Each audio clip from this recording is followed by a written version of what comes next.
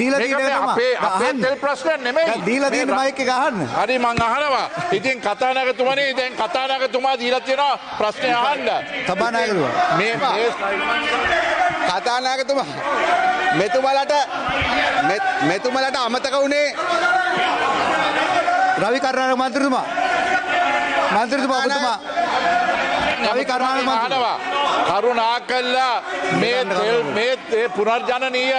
මේ පුනර්ජනනීය ප්‍රශ්නය මේ ආකාරයෙන්ම ගෙනියන්න. මොකද තෙල් ප්‍රශ්නේ හෙට ප්‍රශ්නයක් උග්‍ර තත්ත්වයක් ඇති වේවි. ඉතින් ඔබතුමා මේ අවස්ථාව දෙනවා වගේම කරුණාකරලා එමතුමා මේ සම්බන්ධයෙන් ඉදිරියට ගෙනියන්න මේ ඉරාන් ඊශ්‍රායල් ප්‍රශ්නේ අඩු ගන්න විසඳන්නක. ඉතින් ඒ වගේම ගරු අමාත්‍යතුමා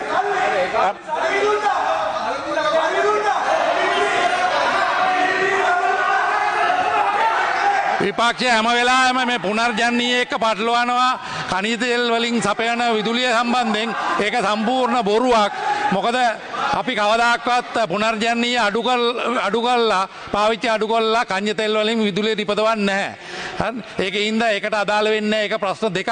ඒක තෙල් නැති වුණොත් ඒකට අපිට වෙන විකල්පයකට යන්න වෙනවා. හරිනේ.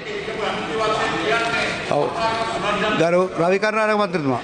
ඒකේ බැටරි සම්බන්ධයෙන් බැටරිය සම්බන්ධයෙන් පාවිච්චි කරන්න පුළුවන්. නොදන්නව නෙමෙයි. ඉතින් ඒ සම්බන්ධයෙන් රුපියල් 70 80 100 තෙල් වලට ගෙවනවට වැඩිය ඇයි අපේ දේශීය ව්‍යාපාරිකයන් රුපියල් 25 30 ගෙවන්න ප්‍රශ්නයක් ඇතිවන්නේ? ඒක අඩු ගානේ රටේ ආර්ථිකයට GDP එකට දැන් ඊයේ IMF එක ඇවිල්ලා කිව්වා මේ රටේ think outside the box. මෙන්න මේක තමයි thinking outside the box. අපට අවශ්‍ය වෙන ජාතික දල දේශ නිෂ්පාදනය වැඩි කරන්න. හරි පොඩ්ඩක්